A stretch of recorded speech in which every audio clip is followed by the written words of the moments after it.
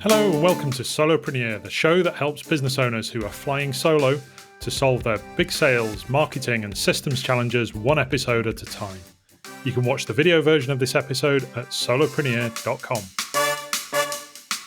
I'm Gareth Everson, and in the last two episodes, I've talked about the value of having an annual content plan that then breaks down into quarterly themes, monthly topics, and weekly posts and content that you're creating and the value of that. Last episode, I talked about the various different media that you can create those assets on. And on this episode, not that I want to force you down a pathway of becoming a podcast creator, I'm going to give you an insight into my week-to-week activities that I do to create the media that I've chosen to use, podcasts, so that you can at least get a feel for whether this as a medium is right for you, or be able to relate some of the activities that I do around creating a podcast into other topics, whether it be blog production or video production. I want to give you an inside path into being able to see what that process looks like.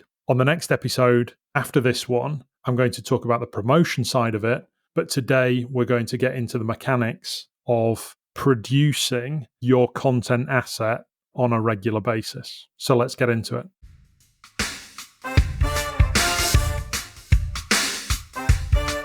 I explained on the last episode that it took me probably 4 incarnations of different types of content creation before I found the method and the model that really worked for me. First of all, I tried blog writing. I moved into book writing. Neither of those really gelled with me. They were taking too much time, and I wasn't feeling confident that the time that I was investing was producing the outcomes that I wanted it to. I really love the process of creating and editing videos. But again, that was quite time consuming for the results that it was able to get me. And I felt bogged down by that process. So whilst I loved video, it became something that I had to leave by the wayside. And then my friend and colleague, Rob Drummond, recommended to me about a year ago now that I should give podcasting a go. And I'd always sort of shied away from it until we started talking about it. So just over half a year, I've been doing this on a weekly basis. I've been creating this podcast that you're listening to now. So in this episode, I'm going to talk you through the process that I use to plan, record, produce, edit, publish, and share that podcast and make meaningful traction with it, and explain how that fits into my weekly and monthly schedule and why it works for me. As I said on the last episode, I'm not saying this from a perspective that you must do this or you must do the other. But what I want to give you and give you permission to do with this podcast is have a go at coming up with ideas that are going to get traction for how you produce content, which leads to awareness, which then leads to leads coming into your business. Because we all need some sort of consistent vehicle to be able to build awareness in what we do.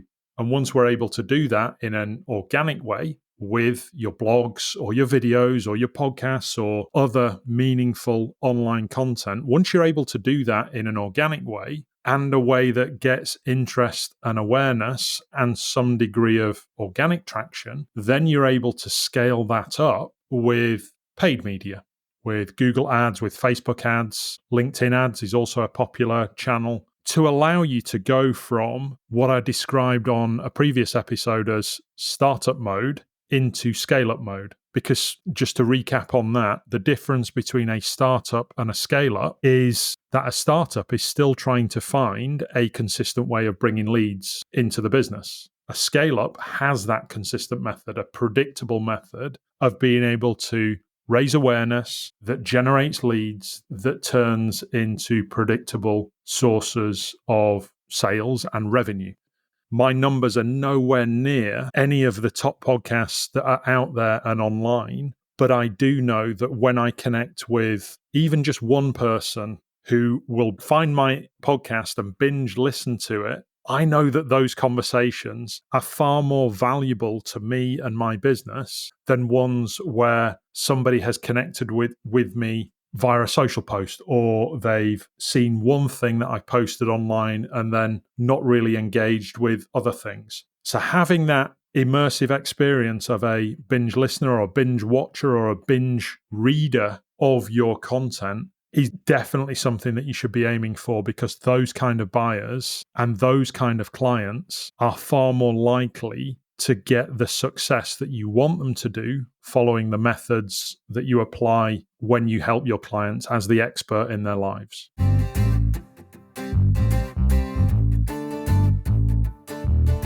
So why do we as experts need to have a medium that we can use to raise awareness about our business? And why is podcasting for me, or the audio version of me explaining the problems that my clients have, why does that work? Let's touch on both of those things. As experts, if we're not working with our clients or we're not selling what we do, we're not earning money. So having content that works for us when we're not there in the room, when we're not having to have that one-to-one conversation with somebody, allows us to use the rest of our time that we have more effectively for paid work. So the more content assets that we have that can do that work for us when we're not in the room, that work of explaining to clients how they can understand the problems that they've got and solve those problems that they've got, it's like having clones of ourselves to do that. And that for me is the big reason why, as experts, we should have assets that are online or downloadable or accessible as books that are doing our marketing work for us and sharing our message for us. The second thing, and specifically around video or audio content, is this. As experts, we would regularly self-edit what we do when we're writing about our topic and the problems that we address. So the reason that audio or video works exceptionally well for experts is that because we're having these conversations with our clients about their problems and about how we solve those problems, video or audio is a great medium to be able to continue that flow. It's the way that we would be talking to our clients anyway. So being able to voice that is a lot easier, in my opinion, than being able to write about that. So give that some thought when you're thinking about which content medium you use to build your content assets. So with all of that thinking in mind, let me explain my process for how I go about planning, preparing, recording, editing the podcast that I do. I start the process in a simple Google Doc. And in that Google Doc, I have on the first page of it a list of potential topics that I might talk about in the podcast. And at any one time, that might have 20 or 30 lines in there that represent a topic for my episodes. What I'll tend to do is then group ideas that have similar themes together, so that I can then, when I'm doing my recording sessions, I can perhaps have mini-series like this one or the 8-episode one that I did around the Lemonade Plan. I can record those in a logical sequence. So I'm not bouncing around ideas from one episode to the next. So that's important to me. The next thing that I do, I'm by no means perfect in this whatsoever, but once I've got an ordered structure of the episodes that I might record next, on the night before or the day of the recording of the episode, I'll go in and I'll add probably 3 or 4 lines, at most 5 or 6 lines about specific topics that I want to talk about on that episode that I'm recording. I record with Rob Drummond, who is my first listener. He doesn't appear on the podcasts, but he acts as almost my interviewer if I need it. Or he'll be the person that will jump in after I've said something when we're on our record together, and he'll say, you haven't quite phrased that in a way that comes across naturally or gets to the point, and we might re-record things. And I value that. And I think as a result, the outcome of the podcasts when you are recording with a first listener, even if it's just you on your podcast, is that the outputs are a lot more efficient for your listener. They cover the details that you might otherwise miss, but without being too wordy. So if you are thinking about doing a recording of a podcast and you know somebody else that is maybe doing the same thing, try and team up and record your episode and their episode in one sitting. You acting as first listener for them and them acting as first listener for you. That for me was a major shift in me being able to create my podcast. It did two things for me. It allowed me to, as I've talked about there, get my point across as I wanted to in each episode, but also hold me accountable to do it on a weekly basis. So it created that cadence and that predictability and that consistency of having a podcast episode coming out every week.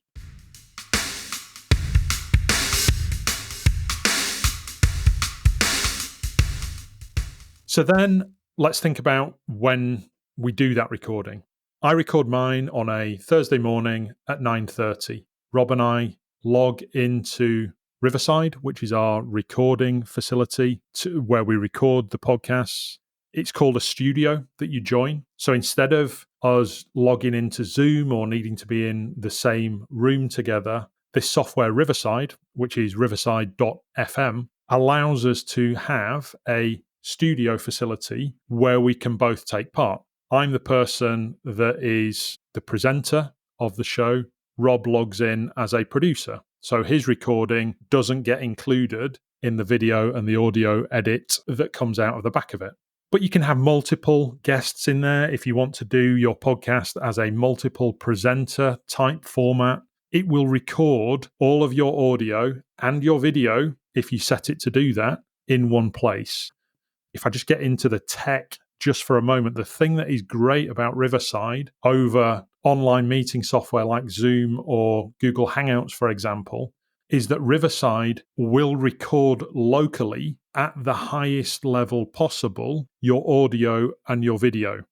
And in a kind of lagged effect, will then upload that highest quality versions of what you're saying or doing in the recording. It will upload that to their service. So when I record audio at a pretty high quality setting, and I record my video on my digital camera at a 4K setting. That on Zoom or on Google Hangouts would be really laggy. But Riverside, because it's uploading when you have the bandwidth to upload to its service, will always ensure that it has the best possible quality setting of recording that's recording into that edit. So it's genuinely studio level quality recording that's going into Riverside as a recording facility. I can't stress enough how valuable that is as an investment if you're doing podcasting or even vlogging. The ability to be able to do that and produce content that appears and sounds at the highest possible quality for your listener or your viewer is a fantastic facility. So without wanting to be the spokesperson for Riverside, I'll just say that for $288 per year, which is what the Pro plan equates to, what's that, about £220 per year? That's probably been one of the most valuable investments in my business this year. I don't just use it for podcast recording, I use it for video recording, and I'll use it also because it has the facility to do this for going live on LinkedIn or on YouTube or on Facebook. It has that facility for you to be able to manage live events. And when you're doing that, by the way, it's also recording them in the highest possible video format so that you can use that in other ways, say on YouTube or places like that. So even if you are doing a live recording where sometimes when you watch these lives, it comes across as a little bit pixelated or a bit grainy, Riverside in the background is storing your highest quality recordings so that you can use those separately. Okay, let's get off the Riverside soapbox. Your alternatives, if you don't feel yet confident to invest in a product like Riverside, if you're happy with just audio, is Audacity, which is a free product, or the basic level is free, and that does studio level audio recording that you can edit that will allow you to at least produce really good quality audio with editing capabilities that you can use for podcasts. But for me, Riverside is worth that investment because it saves me time, and the quality of the output, the multiple outcomes that I can use, both video and audio format, are very much worth the investment for me.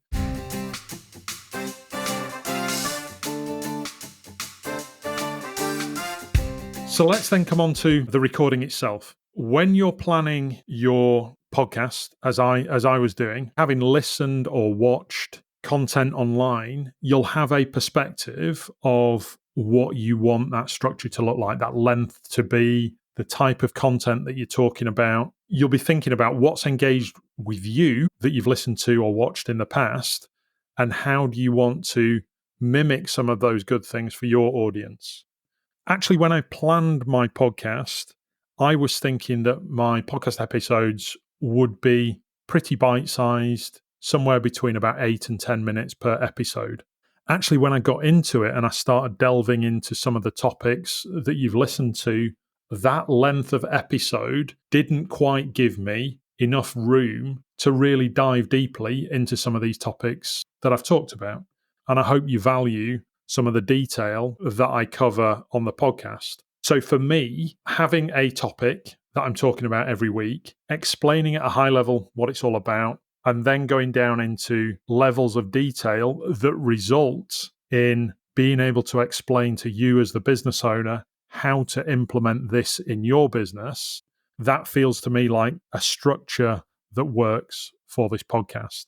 Tell me otherwise if it doesn't. That usually by topic results in an episode that's between 20 and 30 minutes, usually around about 25 or 26 minutes to cover a particular topic. If we're thinking about that kind of time frame that it's taking me to record the actual content of the episode, the actual session that I'm planning each week to record the podcast is about an hour in length. That time covers about 30 to 35 minutes for the actual recording. The other part of that hour is just bouncing back and forward ideas with Rob, my first listener. And I'd encourage you to sort of plan that in. So if you are doing something mutually with somebody else that wants to start doing this as well, either plan into your week 2 1-hour sessions so that you can both manage this, or plan into your week a 2-hour session where you can each record your own podcast. Realistically, for 25 minutes or half an hour's worth of content output, you need an hour-long session to do that. So that's the recording. So we've done the planning, we've done the recording. One of my learning experiences, and this probably comes back to this curse of expertise that we have, one of my learning experiences from starting the podcast to now was that when I was thinking about the podcast in the first place, I almost put myself under too much pressure to come up with too many ideas for topics for the podcast. I almost told myself that I needed a year's worth of content ideas before I even press record on our first episode. And a big learning experience from these last few months, or the last 6 months, is actually some of the best content and the best ideas and the best episodes that have come out haven't been planned in months in advance. Something that has come up on one of those episodes that you've recorded will just give you those triggers for ideas for potentially the next one. So something that perhaps you have in mind as a 1-episode topic branches into 2 or 3 other different areas, because as you've voiced it, you've then realized actually for the people that you are speaking to, who are your audience, who face some of these challenges in their own lives, how you've explained it in that first episode by way of an introduction is probably fine from a high-level perspective, but when they're thinking about it in a deeper way, you need to go into a little bit more detail. So, for example, this episode, 2 episodes ago, I didn't even have this in mind. So give yourself permission to include other ideas as they come up, and don't overthink what is going into your podcast. With the best will in the world, and thank you for listening, by the way, to the podcast, but with the best will in the world, it's not going to be listened to by thousands of listeners when you first launch. The only people that get that kind of traction are people who already have a significant online following. This is definitely a long game. When you're producing podcast, video, or blog content, you're not going to get immediate traction overnight. So give yourself permission that you don't need to be perfect when you first start going. So I'd encourage you to jump on, hit record. If it doesn't go right, you've always got the opportunity to re-record things as you go. I'm at episode 30 now, and for context, I've recorded 3 of those episodes again because I wasn't happy with them. So give yourself permission that you can make mistakes and you can talk about topics that you start off thinking somebody's going to want to listen to, but as you're in that podcast, it might not feel just quite right, and give yourself permission to just ditch it and come up with a different way of doing it. But don't overthink everything that needs to go into that podcast episode. And in my opinion, you don't need to draft much more than 4 or 5 bullet points per episode. You will listen to podcast episodes online where it's clearly just somebody reading something from text. The written text versus what you say are 2 very, very different things. And I hope you can pick up from the way that I record this that it is a lot more natural than just reading from a script or worse still, reading from a blog post or a document that is clearly just for the written word and not the spoken word.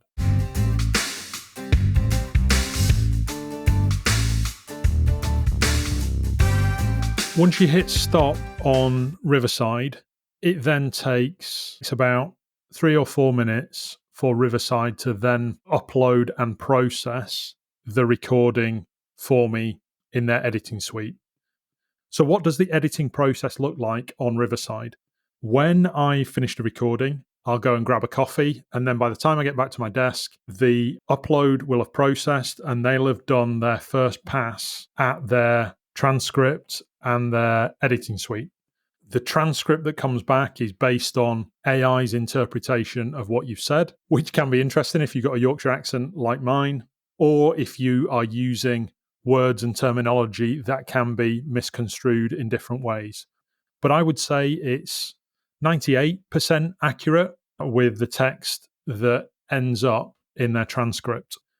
And the thing that I really like about it when you come into the editing suite is that without having to be a sound engineer or a video engineer or anything like that, you can literally do your first podcast edit as almost like a document-based edit. You can delete whole sentences or whole sections as if you were editing a Google Doc or a Word document. That's fantastic. They'll also give you these facilities to be able to remove long pauses, and you can judge what length of pause you remove, whether it's all pauses or half-second ones, 1 second ones, 1.5 second ones. So it removes those longer gaps in what you're saying, and it makes it just a little bit tighter when the final edit comes out. That's a great facility, and it's pretty accurate when it does that. They've also introduced, as their AI has improved, ways to help you to recognize where there are filler words. You might not hear them as much on my final podcast edits as you would do when we were on, say, a meeting together or in a live. But when I speak, I will often include ums and ahs and filler type words when I'm speaking live. But what Riverside gives you the capability to see is its interpretation of which parts of your recording it thinks are those and ah filler words or words that aren't even required in the process. And just over the 8 months that I've been using Riverside, that AI capability that they have built into it has dramatically improved. Where it puts those squiggles in your edit and it shows you these filler words as squiggles, it's not 100% accurate, but it does give me, as I scan my eye over its transcript and I see these squiggles, it gives me as my first pass the ability to have a quick listen to it and see whether we can just delete it from the video edit. So when I'm doing my first edit of the recording, I'm able to remove pauses, remove gaps. I'm able to remove filler words pretty accurately. I'm able to, as I cast my eye over the transcript, make any text edits to that transcript that aren't accurate, because it's using the transcript for, if you have a video version, for the captions on there. You also download that transcript if you are then going to repurpose it into other ways. So that is great for a non-editor, a non-producer, a novice at these kind of things. Very, very good accuracy for first pass edits. So once I've done that first pass edit, and if a recording has been, let's say for argument's sake, the full recording was 35 minutes, that first pass edit might take something like an hour to do. I've got then that rough and ready version that then, still within Riverside, I'll listen back to from start to finish, or section start to section finish afterwards. This part of the process takes a little bit longer, because in this part of the process, what you're listening out for are if there are any parts of the recording that have either been left in because the AI has missed part of it, so little parts of words, or it's cropped a little bit more than it should have done, or it hasn't cropped enough in there of what it should have done. You're able to, within the editor, just drag with your mouse ever so slightly where the recording is. You have a visualization of where there is noise on that recording.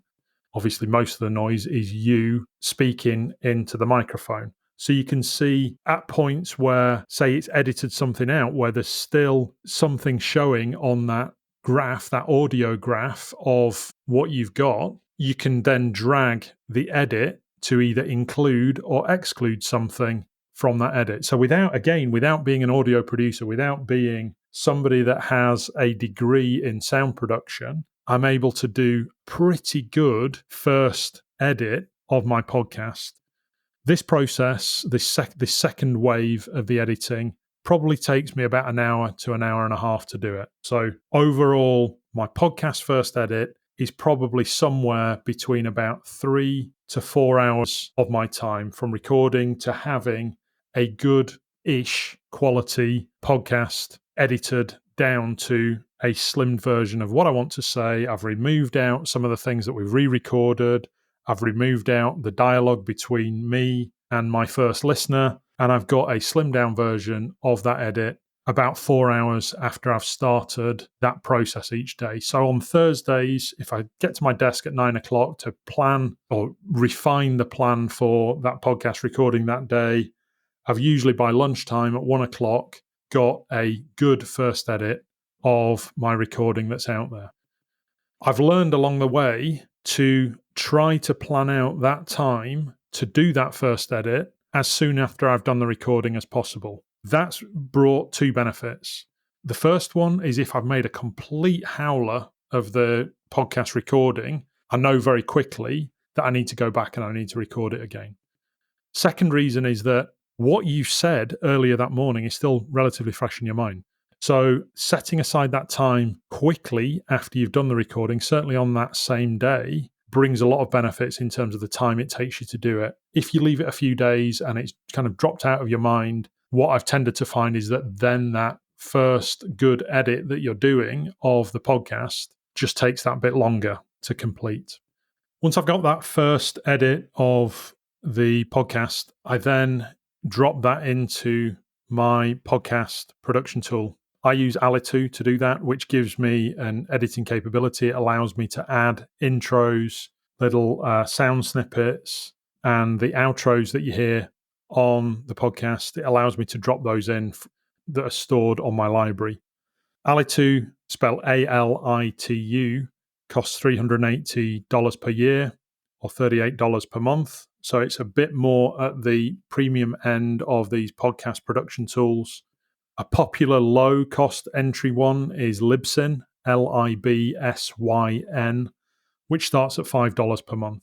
These different tools, these production tools, have different capabilities, but the thing that you're looking for most from them is which platforms can you then publish to from them. Ep30 also gives me this capability to be able to clean up the recording a little bit, to be able to tweak when I re-listen to it on there, it allows me to take out or tweak some of the content that's in there before we hit produce on it. You can also do cleanup of your podcasts, again, completely for free in Audacity, and add or remove parts of that from there. So, two-stage process. Riverside for the first good edit, and then a second piece of software, whether it's Audacity, Ep30, where you do your final edit of it and add your intros, outros, and any music snippets in between. And then the place that you then publish that episode with, whether it's on something relatively low cost like Libsyn or something that's a higher tier like Ep30. I chose Ep30 because it does a number of different functions in one place, all pretty well. But I completely acknowledge that there are cheaper ways of doing your podcast, of pushing your podcast live.